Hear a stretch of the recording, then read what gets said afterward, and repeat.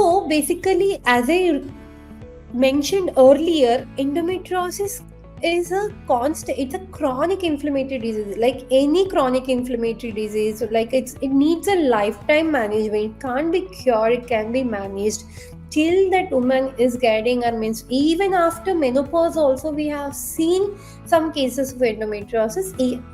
Comparatively the incidence is slightly less in the menopausal age group, but still we see cases even in the menopause as well. But the diagnosis is pretty less common in menopausal age group. But still, as I told you, once you have endometriosis, it can't be cured, it can be only managed. So it's very important to understand this fact. And it occurs in 6 to 10, as I told you. 10% of the women or walking into our fertility clinics are suffering with this condition. And especially when you look at the infertile women, the statistics might vary. In infertile women it goes to as high as 38% also in some studies.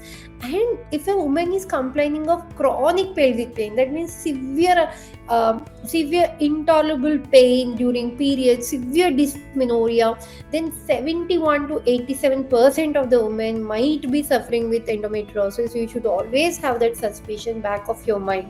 So the most common age is 30 to 40 years, but now we are not having this age bracket. We are seeing endometriosis in young women as well.